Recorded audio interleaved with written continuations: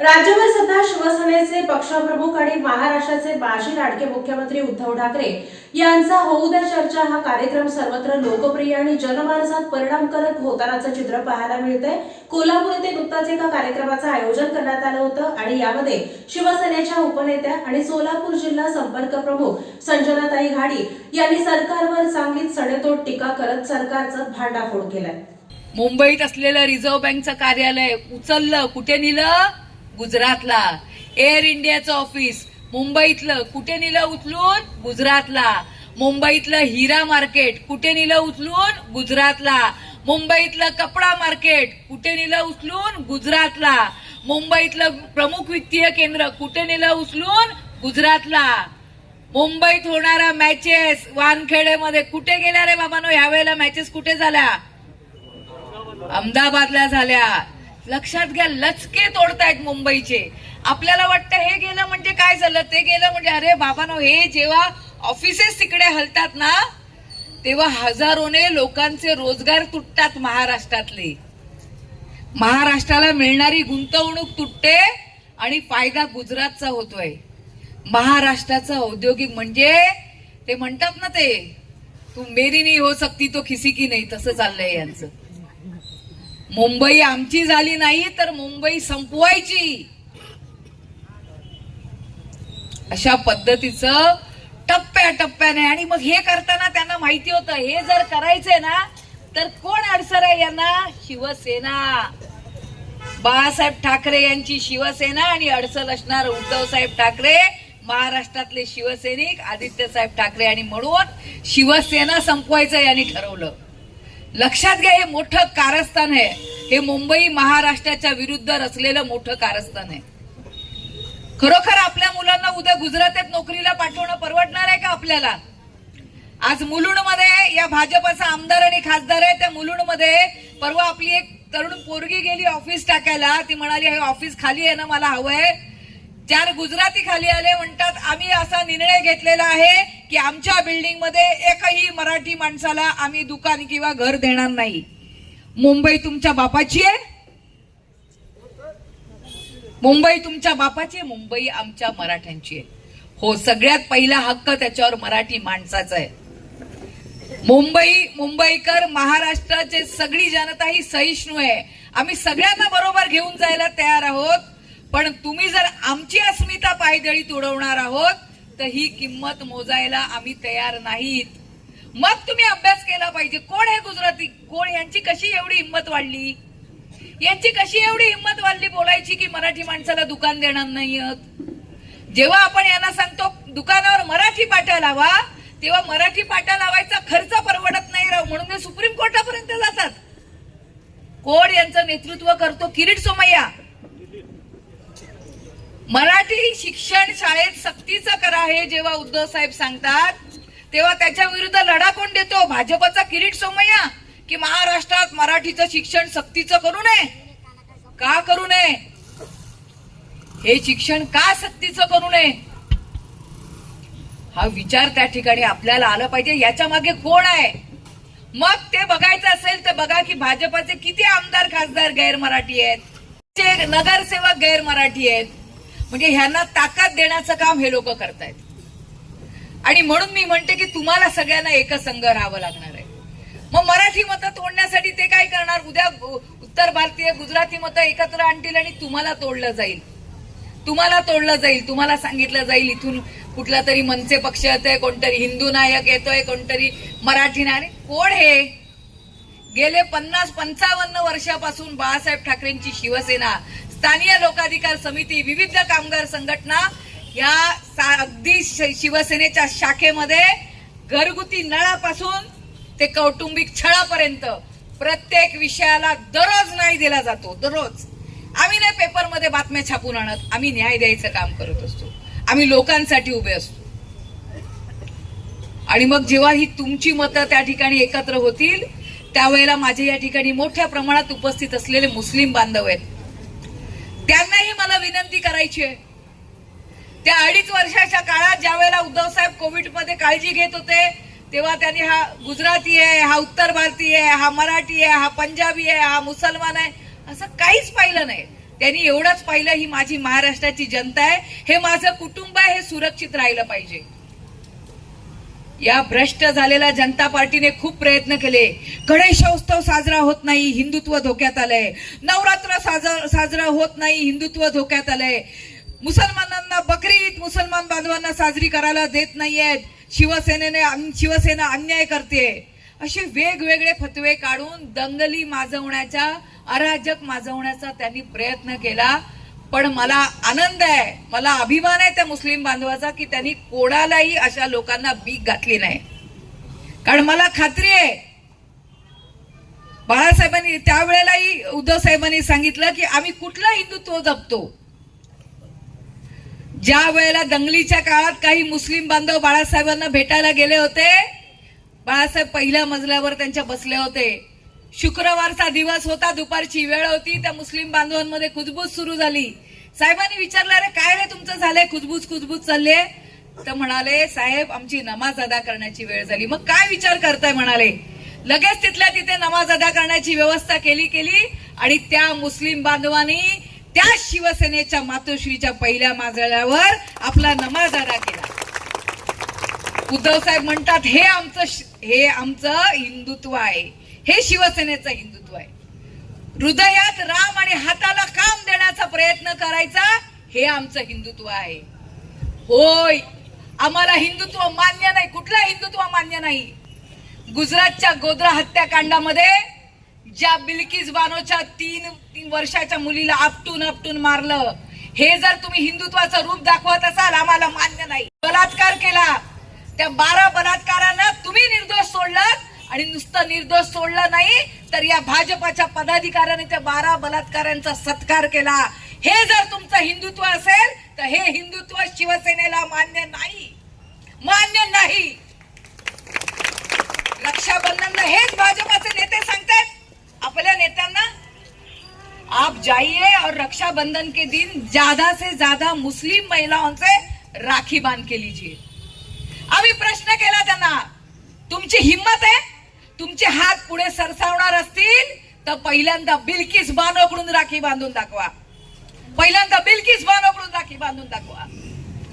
तुम्हाला राखी बांधायचं राजकारण करायचं ना, तर ज्या शेतकऱ्याची मुलगी बापाला सांगून गेली हो मराठवाड्यामध्ये, बाबा आत्महत्या करू नका, मी शिकणार, मी मोठी होते, मी कामाला जाते मुंबईला, तुम्हाला पैसे कमवून पाठवते, बाबा आत्महत्या करू नका. चर्नी रोडला शिकायला गेली आणि त्या चर्नी रोडला ती शिक्षण घेत असताना तिथल्या वॉचमनने तिच्यावर बलात्कार केला. 2 दिवसांनी तिचा मेलेला मृतदेह मिळाला. तिची संरक्षण हा सरकार हे करू शकलं नाही. हे असं नालायक सरकार आहे.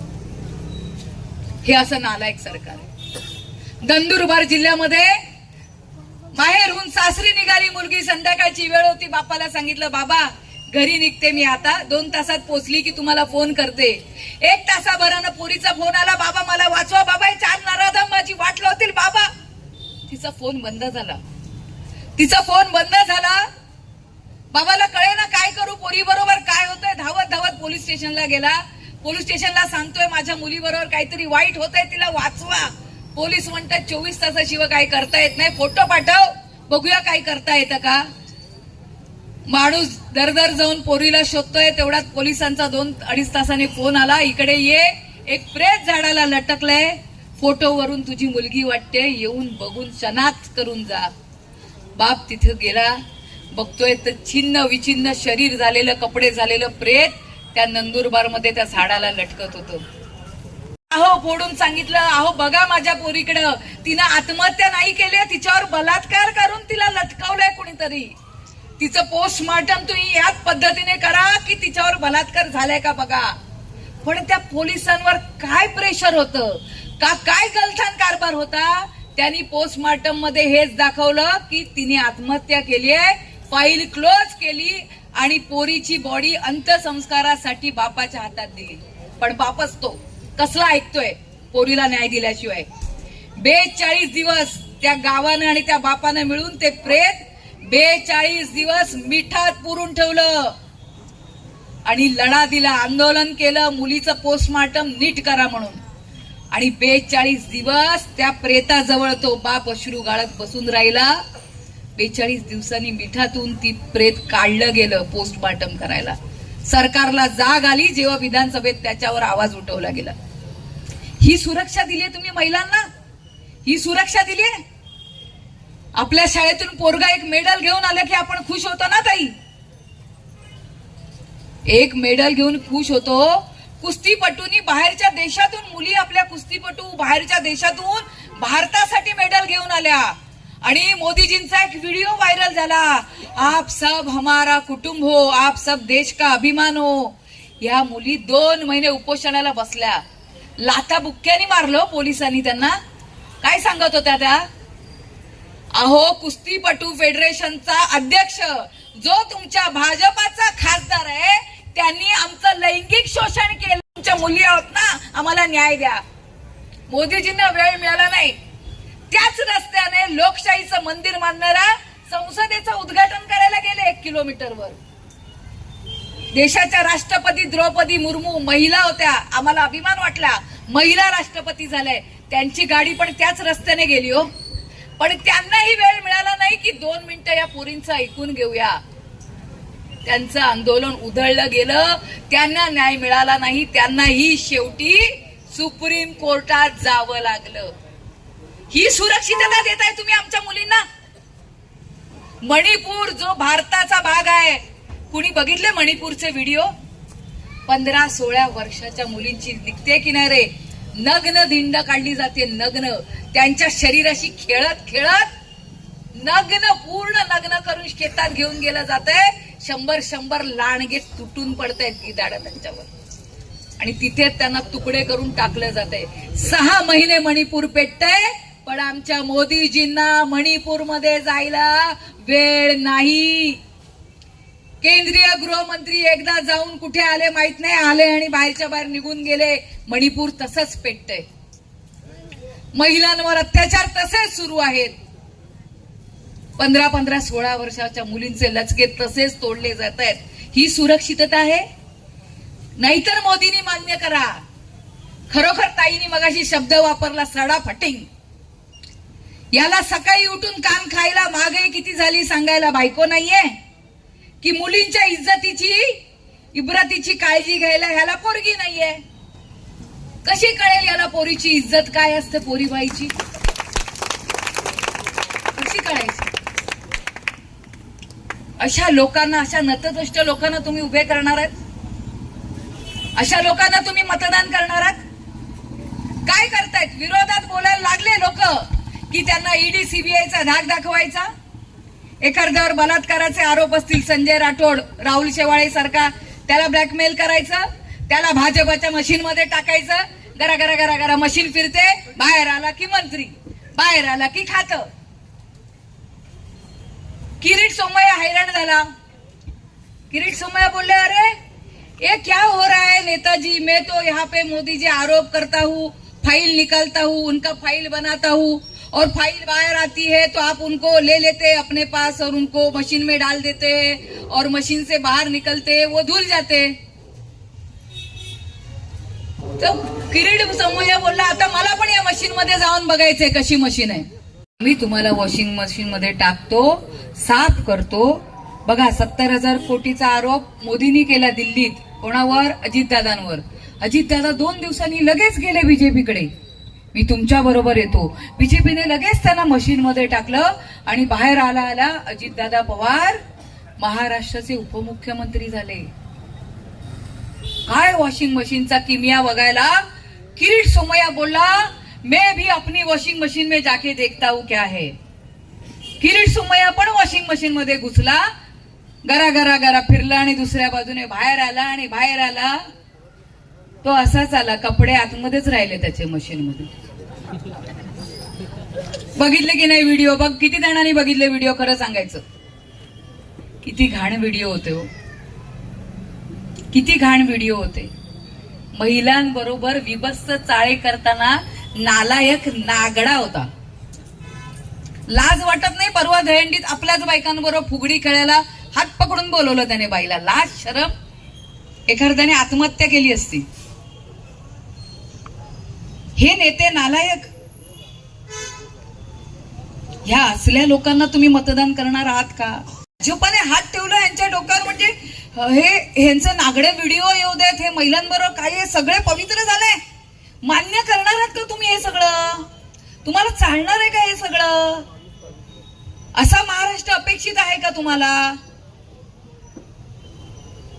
घरात आलेल्या लुटी बरोबर आलेल्या मुस्लिम सुभेदाराच्या सुनेला बघून अशीच आमची आई असती सुंदर रूपवती, आम्ही सुंदर झालो असतो वदले छत्रपती, असे म्हणणारे, म्हणजे घरात येणाऱ्या मुस्लिम स्त्रीमध्येही आई बघणारे आमचे छत्रपती. आणि कुठेही नालायक नतद्रष्ट औलाद हिला गाडायची जबाबदारी या सगळ्यांपेक्षा ना तुम्हा माझ्या आया बहिणींवर जास्त आहे. आया बहिणींवर जास्त आहे. या नतद्रष्टांना जाळायचंय, यांना संपवायचंय, यांना मतदानाच्या या पवित्र अग्निकुंडामध्ये तुम्हाला यज्ञात यांची आहुती द्यायची. यासाठी तयार राहायचं. समिधा पाहिजेत विश्वासाच्या, निष्ठेच्या. या गद्दारांबरोबर पण तेच झालं पाहिजे. तुमच्या इथला खासदार, इथला आमदार, मला सांगा काय केलं हो यांनी शिवसेनेबरोबर? एक सिंपल विचार, चांगली नोकरीला लागली आणि बाहेर चप्पल दिसली त्यांना, पप्पाची बापाची चप्पल दिसली, चप्पलेत पाय घातला त्यांनी आणि म्हणे चप्पल आता माझीच. बघा काय बोलले, चप्पल आता माझीच. बाप बिचारा काय बोलायचा नाही, पोरांवर प्रेम असतं ना. पण आया आपण उचलून पायथ्यान हाणू की नाही त्याच्या गालात? तुझा पाय कितीही मोठा झाला तरी बापाची चप्पल ती बापाची चप्पल की नाही? मग आता ह्यांनी जे केलंय, ज्या बाळासाहेब ठाकरेंच्या कुशीत वाढले, ज्यांच्या नावावर, ज्या उद्धव साहेबांच्या नावावर मोठे झाले, त्याच शिवसेनेचा प्राण धनुष्य बाण घेण्याचा प्रयत्न त्यांनी केलाय. अख्खी शिवसेना आमची म्हणून सांगण्याचा प्रयत्न केलाय. मला सांगा, ही गद्दारी, हा नीचपणा तुम्ही सहन करणार आहात का? ही लबाडी सहन करणार का आपण? नाही करणार, करूच शकत नाही आपण. कारण ही गद्दाराची जात आपण जर आता गाळली नाही ना, तर शिवरायांच्या जिजाऊच्या औलाद म्हणून नावं सांगायची आपली लायकी राहणार नाही. म्हणून जाग्यावा, म्हणून जाग्यावा, पुढे व्हा. राजकारणात काय चाललंय, चुलीजवळ काय शिस्त आहे, गॅस सिलेंडरचा प्रश्न महत्वाचा आहे, महागाईचा प्रश्न महत्वाचा आहे, बेरोजगारीचा प्रश्न महत्वाचा आहे, पण त्याच्या बरोबरच नीती, मूल्य आणि तत्वांचा प्रश्नही महत्वाचा आहे. तुम्ही जर म्हणत असाल वारंवार की शिवसेनेने हिंदुत्व सोडलं, अरे त्याच राष्ट्रवादीचा अजितदादा पवार तुमच्या बरोबर येऊन बसल्यावर ते हिंदुत्व राहतंय. तुम्ही कशाला आम्हाला हिंदुत्वाच्या भ्रामक कल्पनांमध्ये अडवताय? तुम्ही विकासांच्या मुद्द्यावर बोला. बरोबर बोलले, गॅस सिलेंडर नेऊन ठेवा उंबरठ्यावर. त्यांना विचारा, दाखवा माझा 33-35 वर्षाचा मुलगा, अहो हा 3 स्पर्धा परीक्षांना बसला. स्पर्धा परीक्षांना बसल्याच्या आदल्या दिवशी तरी पेपर फुटतोय, नाही तर परीक्षा संपल्यानंतर तरी पेपर फुटतोय. होतंय की नाही गेले 5 वर्ष असं? पोरांच्या मेहनतीवर पाणी पडतंय, पोरांची वया संपतायत. आपली पोरं गव्हर्नमेंटमध्ये, पोलीसमध्ये ऑफिसर नाही होऊ शकत आहेत, कारण यांची पोकळ सिस्टीम. नांदेडमध्ये काल 40 माणसं मेली, रुग्ण कसे मेले? 40 लोक एकदम उपचार घेणारे. तुमच्या कुठली औषधं होती ज्याचा साठा आउटडेटेड झाला होता आणि अशी औषधं तुम्ही आमच्या रुग्णांना दिलीत? याचं उत्तर तुम्हाला द्यावं लागेल. तुम्ही कोविडमध्ये बोलताय, कोविडमध्ये, पॅन्डेमिक मध्ये असं पुलासारखं साहेबांनी आम्हाला सांभाळलं. आणि जर उद्धव साहेबांनी तसं सांभाळलं नसतं ना, तर ह्यांच्या उत्तर प्रदेशमध्ये ह्यांचा मुख्यमंत्री आहे भाजपाचा, तिथे प्रेत गंगेत वाहिली. आपल्या कृष्णेत वाहिली का प्रेत कोणाची? काय काळजी घेतली आपल्या माणसाने आपली? रेमडेसिविर इंजेक्शन असो, त्या ठिकाणी व्हेंटिलेटर असो, ऑक्सिजन असो, खाणं असो, शिवभोजन थाळी असो, राशन असो, प्रत्येक गोष्टीसाठी शिवसेना, उद्धव बाळासाहेब ठाकरेंची यंत्रणा सज्ज होती. साजरा केला, आता नवरात्र उत्सव साजरा करू, दिवाळी साजरी करू, अनेक सण आयुष्यात बघू शकू, कारण ह्या महान माणसाने, जाणत्या नेत्याने आपल्याला सांभाळलंय. त्यामुळे तुम्ही आम्हाला शिकू नका, त्यांना सांगता आलं पाहिजे. काय तुम्ही सांगताय? उद्धव ठाकरे घरात बसून होते, त्यांना विचारा. 3T पॅटर्न लक्षात घ्या बाळांनो, टेस्टिंग, ट्रेसिंग अँड ट्रीटिंग.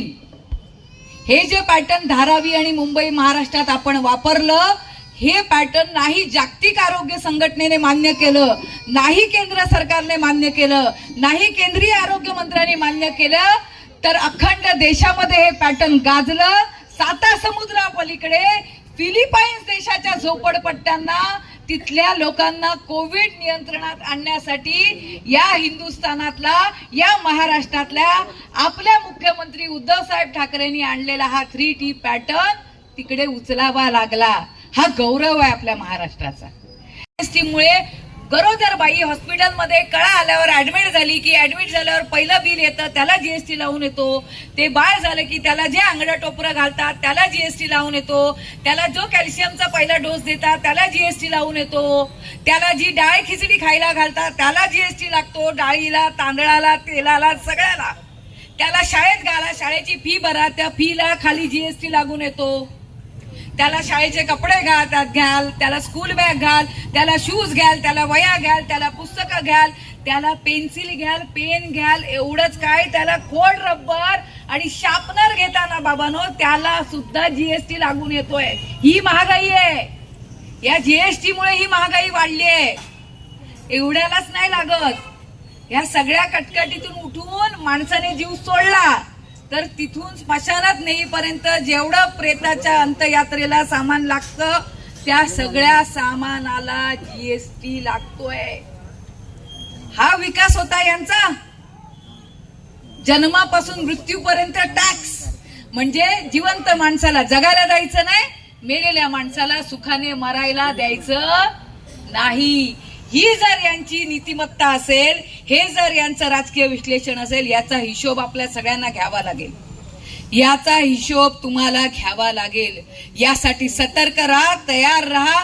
ज्या भगवान श्रीकृष्णाने या बोटावरती गोवर्धन पर्वत पेलला आणि गोकुळाचं रक्षण केलं ना, तसं या महाराष्ट्राचं रक्षण करण्यासाठी